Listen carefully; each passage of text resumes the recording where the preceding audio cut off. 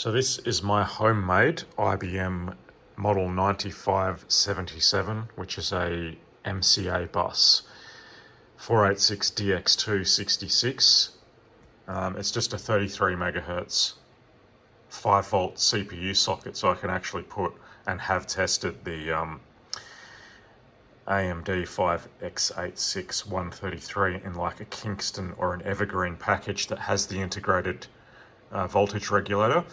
Space is kind of tight there with the 44 pin floppy connector right next to the CPU, so an interposer may or may not fit, but one of those smaller packages like the Evergreen or Kingston is probably a perfect fit.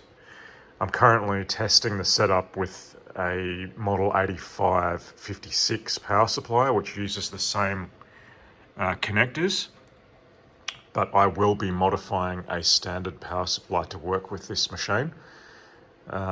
The reason for its existence, I wanted a 9577, but I'm not paying $1,000 to get one in Australia.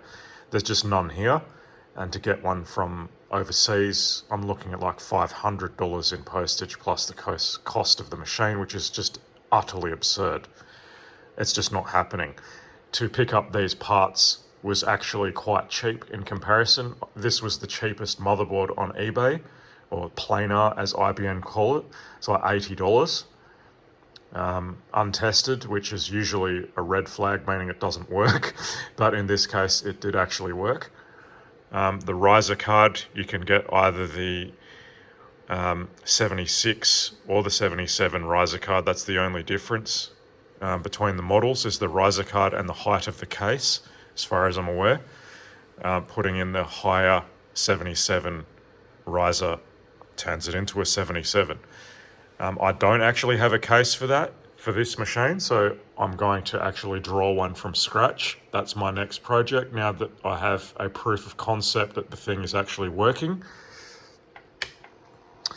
Yeah, I'm going to draw something up and make it. So yeah, this was a separate purchase, and the XGA2 card was a separate purchase. I got the 32 megabytes of RAM in Australia relatively cheaply. I can tell you the biggest nightmare with these PS2s, as everyone is aware, is these friggin' proprietary floppy drives, and you cannot do anything with it until you get that working. I've actually got the system working with a Zulu SCSI emulator at the moment.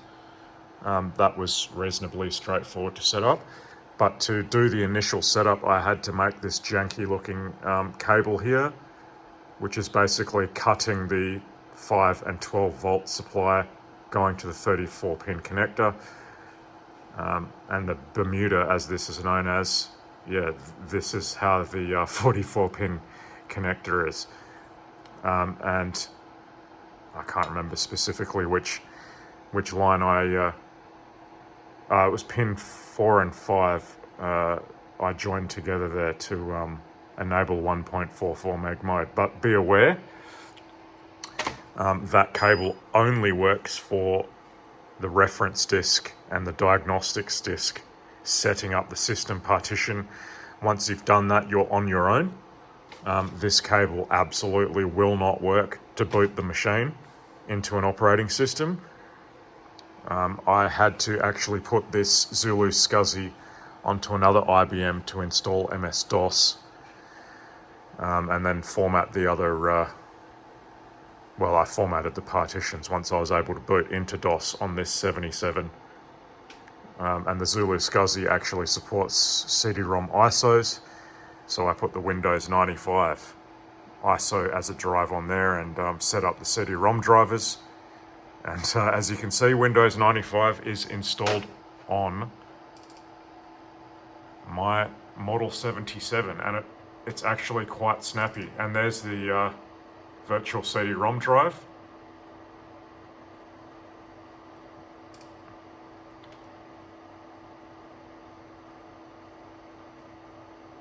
What would be considered fun stuff, perhaps videos. And it will actually play the high performance versions as well. I don't have a sound card in this thing. I have bought another MCA resound card from Tech Select, so we'll give that a go on here. But yeah, so my next project is to actually convert or modify a standard power supply to work on this thing. And yeah, draw up a case for it. But all in all, I'm pretty happy with it so far.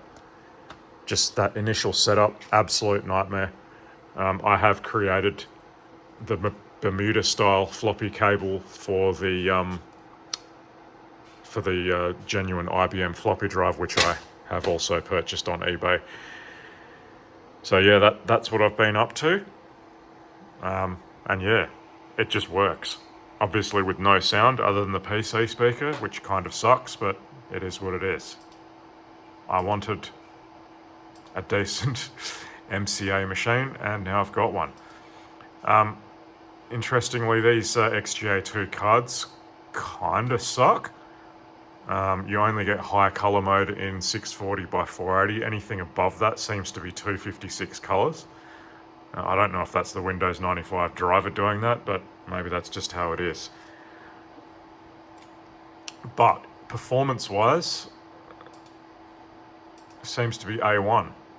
As you can see, high color mode, yeah, forced to 640 by 480. It does do 1024 by 768, but for some reason it's at some frequency that this monitor does not support, so I have to run it in 800 by 600.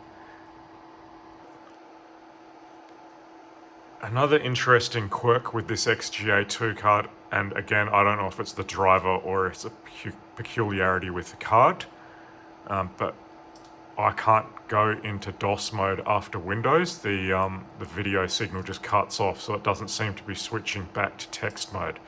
So in order to go into DOS, I basically have to do the F8 key method when starting Windows 95 appears, and start the command prompt that way. So I've done the F8 boot menu when it just starts Windows 95, and I can just go into the command prompt only. And here, if I can remember which drive I've put it on, because I've got multiple 2 gig partitions on this 16 gig micro SD in this thing. Is this the correct drive? I think it is. Let's see what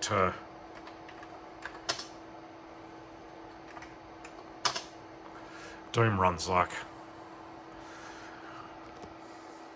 For a DX266 with 0 level 2 cache, it actually performs pretty well. Like, it's surprisingly responsive. It doesn't seem to need that level 2 cache at all. I don't know what they've done with this machine, but the performance is pretty good. As you can see, there's absolutely no issues running Doom there. Of course, you're stuck with a PC speaker unless you get some kind of sound card in here, but we'll see how that goes. I don't think the actual MCA sound card works with Doom. I think it might lock the machine up when you actually try and use the sound effects and you can only use the music, but I'll try it and see what happens. That's what I've heard from other people with the Model 77. It just doesn't work with Doom, but other games work fine. Unless there's a modified version of Doom, maybe that will work with it, but the original, I think, is an issue. But yeah, I'm happy with it, and I've got work to do.